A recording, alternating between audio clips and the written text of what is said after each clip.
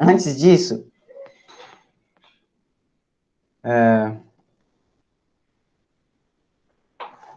para motivar a introdução do conceito de equivalência lógica, eu vou fazer uma pergunta, que a gente faz usualmente no nosso dia a dia, e vou mostrar para vocês como que lógica pode parecer complicado, mas é algo que a gente está sempre usando, quando a gente está conversando, quando a gente está argumentando, principalmente quando a gente está argumentando, né? Quando alguém te pergunta se choveu hoje, né? Se alguém da sua família pergunta para você, choveu hoje? A primeira coisa que você faz, né? Geralmente, né? Seu primeiro instinto é olhar para fora e ver se o chão está molhado, né? Isso aí parte de um pressuposto que a gente pode analisar de maneira lógica, que é, se choveu, o chão molha, né? Aí, se o chão não, conclusão, se o chão não está molhado, não choveu. Então, esse é um cálculo de lógica que é inerente à nossa manifestação, né? No nosso dia a dia, que a gente usa o tempo todo. A noção de equivalência lógica, ela vai clarificar um pouco como que esse argumento funciona, que a gente usa para poder dizer que não choveu num determinado dia. Bem, vamos para um exemplo. Seja P o conjunto de todos os números primos. Aí vamos considerar as seguintes fórmulas lógicas. A primeira é essa aqui. Vamos ler essa fórmula. Ela diz que para todo n pertencente a P, conjunto dos números primos, se n maior que 2, então existe K pertencente aos inteiros, tal que n é igual a 2K mais 1. O que essa fórmula está te dizendo? Está te dizendo que qualquer número inteiro maior que 2, se ele for primo, ele é par, né? Na verdade, sendo mais preciso, ele está dizendo que todo número primo maior que 2 é ímpar. É isso que ela está te dizendo. Eu estou falando a proposição que é a seguinte, né? Está te dizendo que todo número primo, se for maior que 2, é ímpar. Porque se ele for par, ele vai ser divisível por 2, então não vai ser primo, né? Então, essa é uma sentença verdadeira. Aí vamos para essa segunda sentença aqui. Ela diz que não existe n pertencente ao conjunto dos números primos, tal que n maior que 2 e existe k pertencente aos inteiros, tal que n é igual a 2k. Essa fórmula aqui de baixo, sim, está dizendo que não existe n, tal que n é ao mesmo tempo maior que 2, não existe n primo, tal que n é ao mesmo tempo maior que 2 e par. Se a gente parar para analisar, a gente percebe que essas duas fórmulas, elas são equivalentes, como assim? Elas querem dizer a mesma coisa, né? Então, existe mais de uma maneira de dizer a mesma coisa usando a linguagem da lógica de primeira ordem. E é aí que entra o conceito de equivalência lógica, né? Quando duas fórmulas lógicas significam a mesma coisa. Só que, apesar de equivalentes, elas sugerem duas estratégias de provas diferentes. Se a gente quer provar que não existe número par maior, número primo maior que 2 e par, a gente pode adotar as seguintes estratégias. Primeiro, a gente fixa seguindo, né, a primeira fórmula, a gente pode primeiro fixar um número n, assumir que n é maior que 2, e então provar que n é igual a 2k mais 1 para algum k nos números inteiros, ou seja, provar que n é ímpar. Uma outra estratégia para dar uma prova para a mesma proposição é assumir que há um número primo n tal que n maior que 2 e n igual a k, e n igual a 2k para algum k pertencente aos inteiros, e disso a gente derivar uma contradição. Ou seja, a gente assume que existe n maior que 2 e par, que seja primo, e disso a gente deriva uma contradição. São duas estratégias de prova para provar a mesma sentença, né? Ou pelo menos duas sentenças que têm o mesmo significado. Aí a noção de equivalência lógica captura exatamente a maneira como as fórmulas 1 e 2 significam a mesma coisa. Poder transformar fórmulas lógicas em outras equivalentes nos permite identificar uma quantidade maior de estratégias de prova. Isso é muito útil quando você tem que provar uma proposição, que é algo que você tem que fazer recorrentemente quando está lidando com matemática. E saber como fórmulas são equivalentes, né, saber como traduzir uma fórmula na outra, te ajuda a entender muitas demonstrações. Aí a gente pode definir o que seria equivalência, né? Existe uma definição, que é a seguinte: sejam P e Q fórmulas lógicas. Dizemos que P e Q são logicamente equivalentes e escrevemos P equivalente a Q, com esse símbolo aqui, se Q pode ser derivado de P e P pode ser derivado de Q. Então, é isso. Se a gente pode... Sempre que a gente assume que P é verdade, então Q é verdade, e sempre que Q for verdade, P for verdade, essas duas fórmulas são equivalentes, logicamente equivalentes. Vamos para um exemplo. A gente quer provar que a fórmula P implica Q é equivalente à fórmula não P ou Q, onde P, Q e R são variáveis proposicionais, ou seja, proposições. Lembra que eu falei que a nossa linguagem é redundante? É nesse sentido. Olha, a gente introduziu o conectivo lógico de implicação. A gente pode ver que o conectivo lógico de implicação, ele pode ser definido em termos do conectivo de negação e o conectivo de disjunção. Então, em tese, para a gente ter uma linguagem completa, a gente não precisaria ter introduzido esse conectivo, definido esse conectivo aqui. A gente faz isso só para facilitar o nosso trabalho, porque aí a gente não vai... Mas a gente poderia simplesmente, sempre que falar que P implica Q, para falar que P implica Q, a gente poderia usar essa expressão aqui. Então, vamos lá. A gente quer provar, primeiro, que a gente pode derivar essa fórmula aqui à direita, assumindo essa fórmula aqui à esquerda como verdade. Como que a gente prova isso? Usando as nossas regras de inclusão e eliminação da implicação e da negação e da conjunção. Eu estou especificando quando a gente usa cada regra, mas o ideal é que depois a gente se acostume com isso e a coisa fique natural. Não é preciso especificar cada regra toda vez que você faz uma inferência. A gente só está fazendo isso para tornar as coisas mais claras e para que a gente entenda como que funciona a argumentação dentro da matemática. Aí, vamos lá. Assuma primeiro, né, que P implica Q. Pela lei do terceiro excluído, que a gente apresentou, P ou não P é verdade. Aí, consequentemente, a gente divide em casos. Ou seja, um desses dois aqui, pelo menos, é verdade. Então, a gente divide em casos. Se P é verdade, como P implica Q, então, pela regra de eliminação da implicação, derivamos Q. E, dessa maneira, derivamos não P ou Q pela regra da inclusão da disjunção. Aí, por outro lado, se não P é verdade, a gente deriva não P ou Q pela regra da inclusão da disjunção também. Então, em ambos os casos, tanto quando P é verdade ou quando não P é verdade, a gente deriva não P ou Q.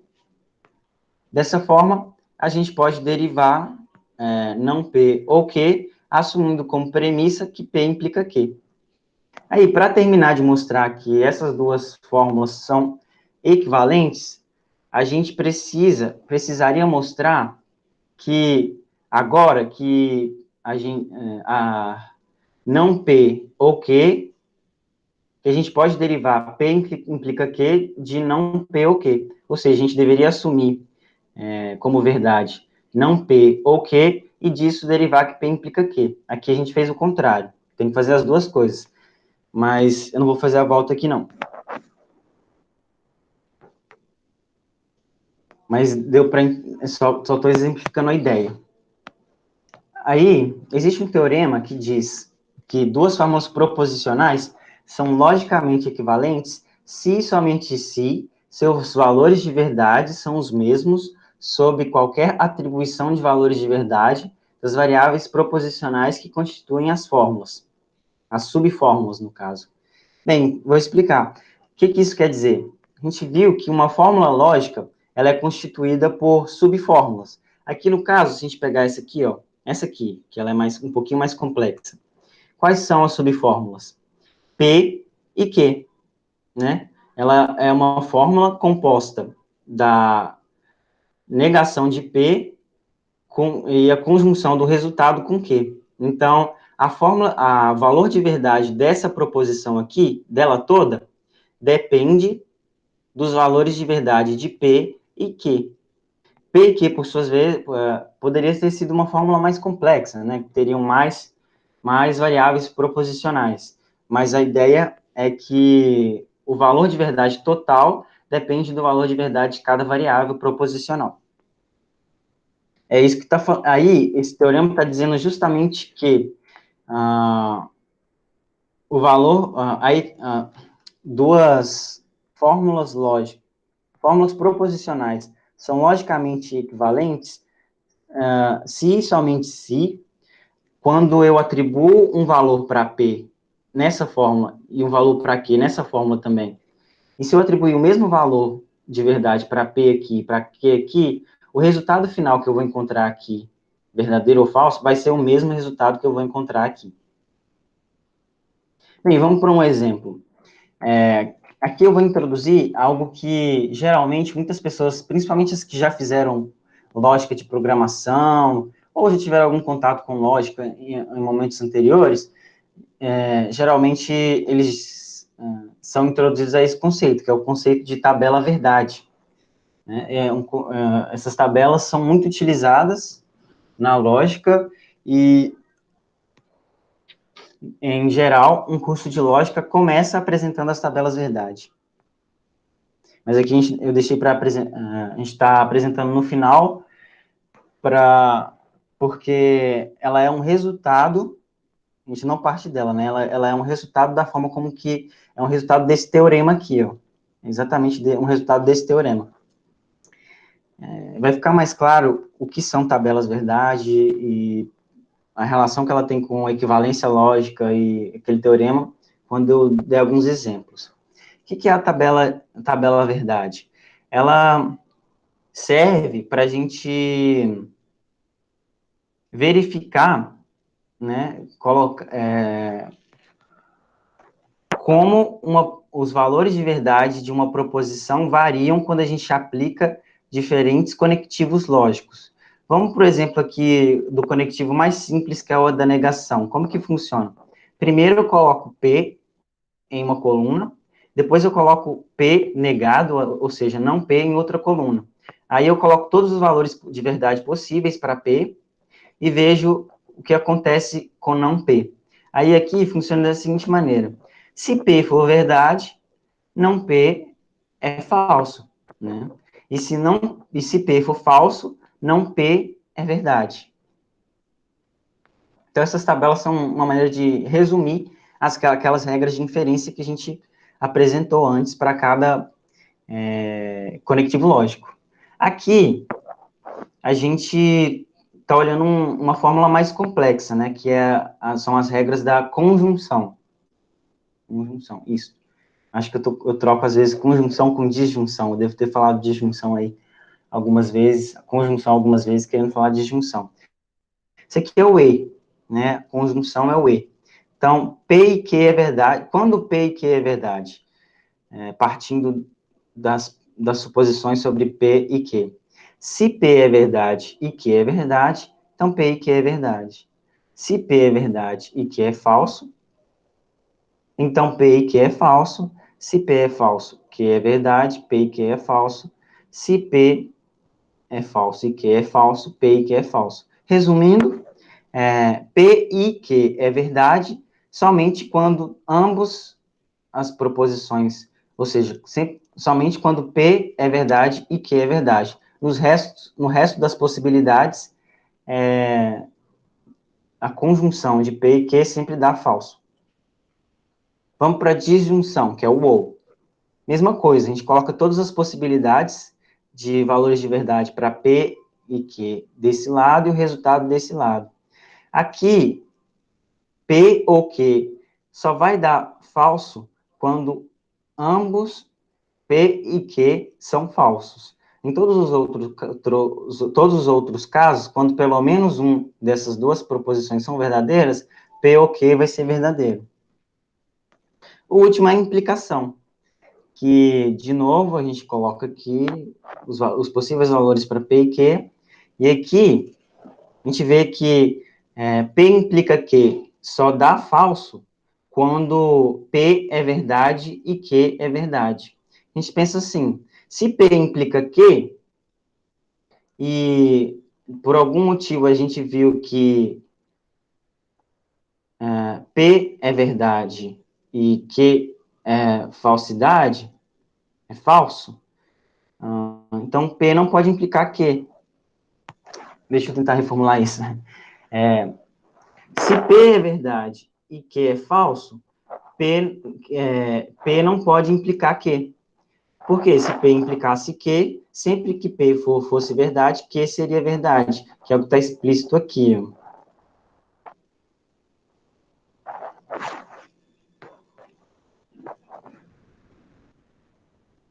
Aí, eu vou dar mais alguns exemplos para tentar tornar mais claro como que funcionam as tabelas verdade e como a gente pode usar as tabelas verdade para provar a equivalência lógica entre fórmulas proposicionais. Vamos começar com uma bem simples, que é mostrar que a proposição P é equivalente à proposição P negada duas vezes. Então, se eu falo que 2 é par, aí depois eu falo que 2 não é par, e depois falo que não é verdade que 2 não é par, eu vou ter duas sentenças que são equivalentes.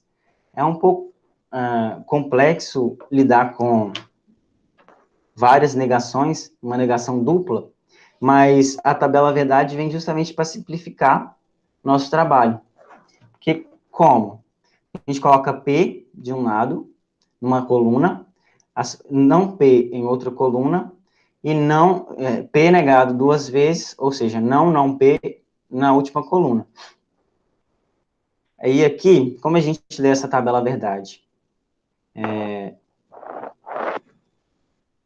Se P é verdade, não P é falso. E se P é falso, não P é verdade. Agora, a gente vai partir dessa segunda coluna para a terceira. Se não P é verdade, não P, se não P é falso, aí a gente aplica a mesma regra da negação, não P é verdade. Então, meio que troca o sinal, né? Se aqui é verdade, quando a gente nega, vira falsidade, quando a gente nega de novo, vira verdade. Aqui é a mesma coisa. Se era falsidade, quando a gente nega, vira verdade, quando a gente nega de novo, vira falsidade. Aí a gente vê que o resultado é que a coluna de P é igual à coluna de não P.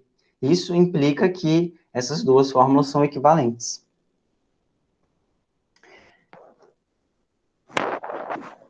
Essa aqui é uma fórmula um pouco mais complexa, que eu vou passar rapidinho, mas não se preocupa se não entenderem, mas só para ilustrar a ideia de como que fica quando a gente está lidando com coisas mais complexas.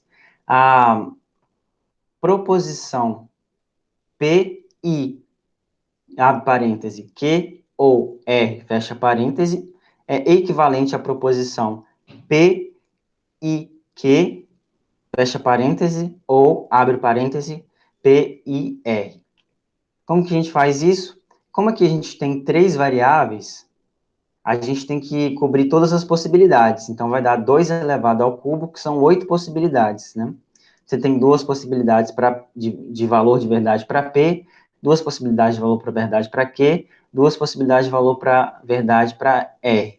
Então, pelo princípio multiplicativo, 2 vezes 2 vezes 2, 8. A gente vê aqui.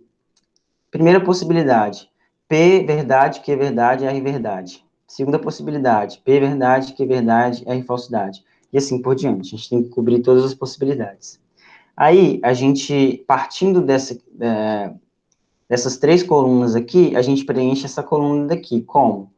A gente tem que ir, aqui é a conjunção, disjunção. Conjunção, disjunção, nossa, eu esqueci. Mas, enfim, aqui a gente está falando Q ou R. A gente vem aqui Q e R e vê os valores de verdade deles em cada linha. Verdade com verdade, verdade. Verdade com falsidade, verdade. Falsidade com verdade, verdade. Falsidade, falsidade, verdade. Aí repete, né? Aqui de novo. A gente vai para a próxima linha. Aí agora a gente tem os valores de verdade dessa subfórmula aqui, que estão nessa linha aqui. A gente faz a mesma coisa, a gente volta em P e a gente vai usar essa coluna e essa coluna aqui. Aí vai ter, primeira linha, verdade com verdade, verdade. Verdade com verdade, né? P é verdade e Q ou R é verdade, verdade. Aí aqui de novo verdade, a gente chega numa aqui que P é verdade, mas Q ou R é falsidade. E como a gente está usando o conectivo E, vai dar falsidade, e assim por diante. Aí a gente segue o processo. Nessa linha aqui, a gente vai analisar P ou Q. A gente vai ter que voltar aqui nos valores da linha de P ou Q aqui. Verdade com verdade, verdade, verdade, verdade, falsidade, verdade, falsidade, falsidade, aí assim por diante. Mesma coisa com essa linha, segue a mesma ideia. Aí, por fim, a gente completa essa linha aqui, essa coluna aqui, usando essas 2 colunas que a gente preencheu aqui. Então, aqui é o conectivo OU. Então, o OU funciona assim, verdade com verdade, verdade, verdade, falsidade, verdade, falsidade, verdade, verdade, falsidade, falsidade, falsidade, e assim até completar. Finalmente, a gente compara as 2 colunas. Essa coluna aqui, se a gente parar para analisar e comparar ela com essa coluna aqui, a gente vai ver que no final a gente encontrou colunas iguais. Isso aí implica que essas 2 fórmulas são logicamente equivalentes. Então, o trabalho que a gente teve aqui atrás, né, para provar que essas 2 fórmulas são equivalentes, fica simplificado quando a gente usa esse esquema das tabelas verdade.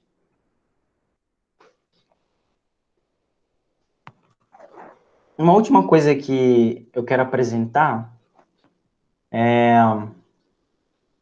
tem a ver com uma estratégia de prova que é muito usada na matemática.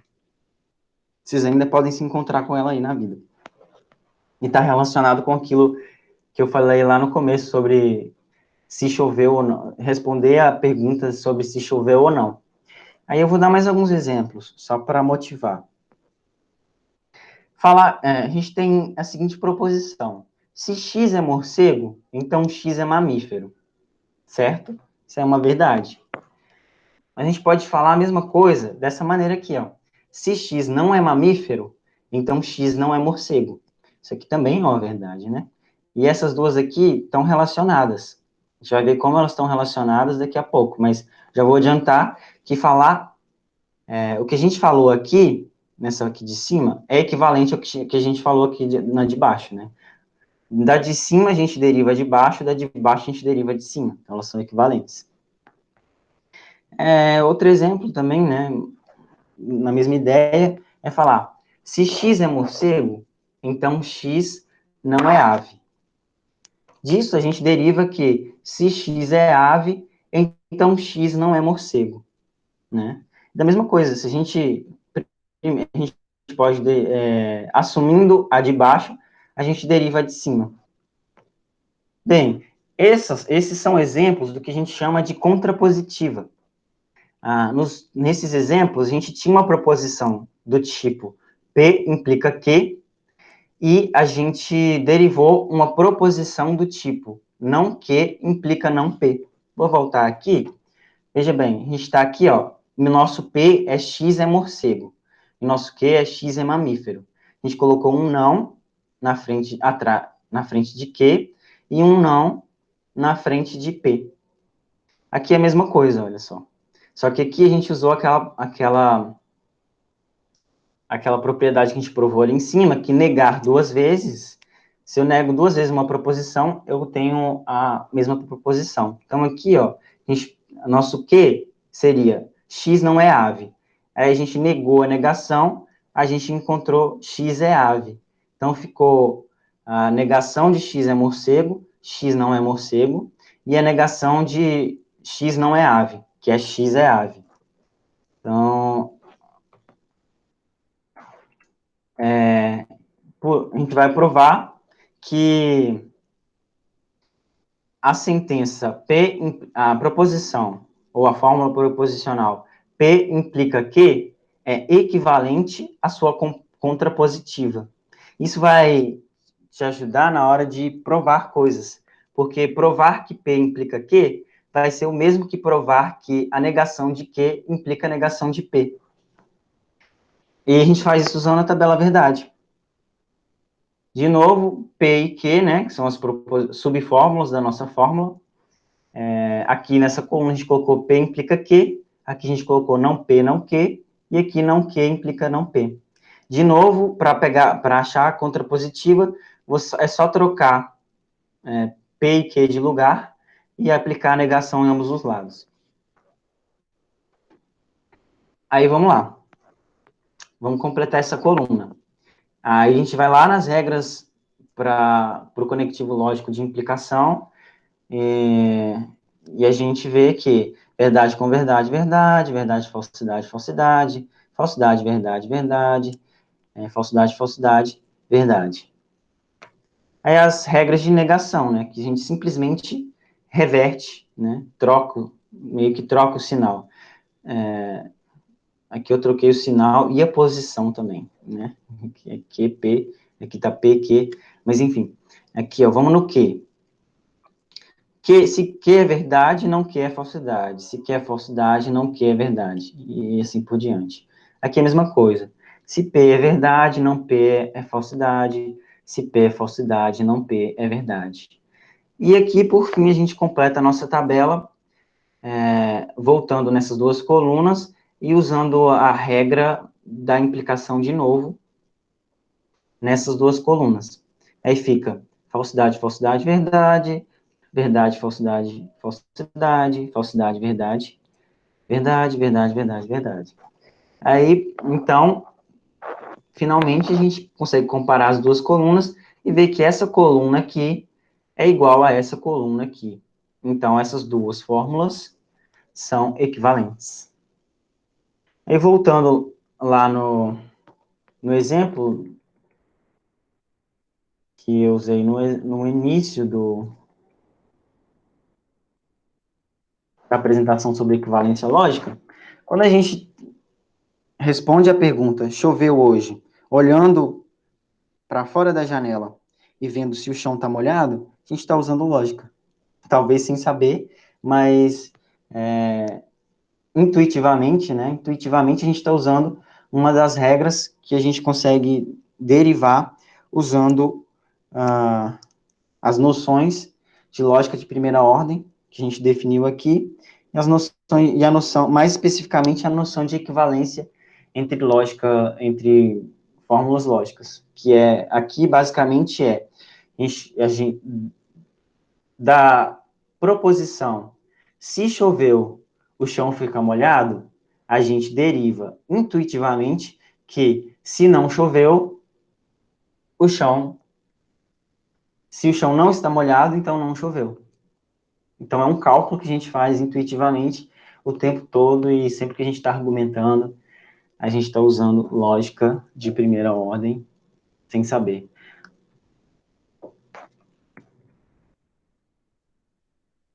É isso. Com isso a gente termina de apresentar o essencial de lógica de primeira ordem e eu não espero que, eu acho que é um pouco absurdo esperar que tudo que foi apresentado seja absorvido logo de cara, tem que treinar muito, tem que fazer exercício, então eu deixo como dica procurar exercícios de lógica.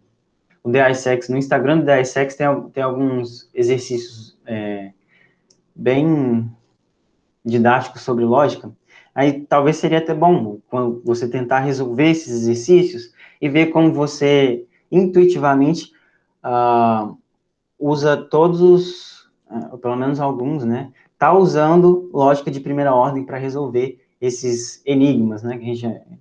De lógica que tem no que tem alguns exemplos estão no Instagram do DA, do DA Sex, exatamente.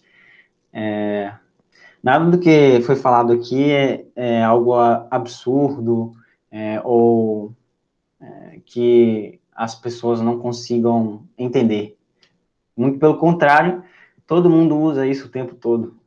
Só não abstraiu ainda o suficiente para poder identificar e formalizar quais que seriam as regras de lógica que você usa, quais são as regras válidas, quais são as regras que não são válidas, e colocar isso de uma maneira, definir isso de uma maneira formal. Eu acho que esse é um trabalho que os lógicos fizeram, né, a partir do final do século XIX, com o trabalho de Russell, de Frege e outros, mas para finalizar, comentar que existem outros tipos de lógica, como eu já falei, existem lógicas modais que meio que modificam dão uma outra formalização para a lógica. Uma pergunta que eu acho que é interessante se fazer é se essa linguagem que a gente definiu aqui é suficiente para capturar toda a possibilidade de argumentação que a gente tem, né? Se ela é suficiente para traduzir toda a complexidade da linguagem natural, né? Que é essa linguagem que a gente usa no dia a dia. Bem, a posição geral é de que não. Existem muitas coisas, muitas sentenças, muitas afirmações que a gente faz no nosso dia a dia que a gente não consegue traduzir para essa lógica de primeira ordem. Então, é daí que surgem algumas propostas de outros tipos de lógica, que seriam outras propostas de formalização do nosso raciocínio que a gente faz na linguagem natural. E aí tem uma infinidade, um zoológico de possibilidades, de tipos de lógica. E cada lógica serve para um determinado tipo de raciocínio. Tem um filósofo brasileiro, né, um lógico, que foi pioneiro na construção das lógicas paraconsistentes, que são as lógicas no qual o princípio da não contradição foi enfraquecido, né? Ele fala que qualquer situação discursiva, né, qualquer situação de fala, no qual a gente argumenta alguma coisa, ou chega a alguma conclusão a partir de determinado raciocínio, tem uma lógica subjacente, que não necessariamente vai ser essa lógica de primeira ordem. Então, tem algumas argumentações que a gente faz, por exemplo, que levam em conta a possibilidade. Então, é possível que amanhã chova.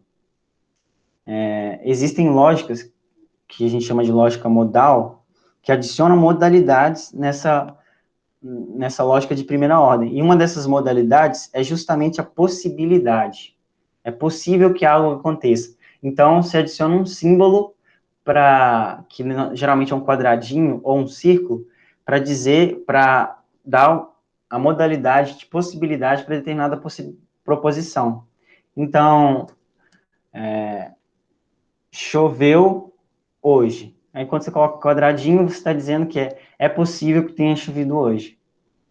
Ou é provável. Aí tem modalidades de necessidade, modalidades temporais, que servem para lidar com o tempo, modalidades espaciais, que servem para lidar com proposições acerca do espaço, e, enfim, hum, tem muitas possibilidades. Eu tô falando isso é só porque pode surgir essa dúvida e não, essa aí não é a única possibilidade de lógica, de linguagem da lógica que a gente pode ter. Essa é só a linguagem de lógica de primeira ordem, com predicado, e você ainda pode ter a possibilidade de adicionar igualdade, ou não adicionar igualdade, e aí, muitas coisas. Também tem lógica de segunda ordem, que envolve você adicionar, por exemplo, funções na sua linguagem. E aí varia. É isso. Agora eu vou...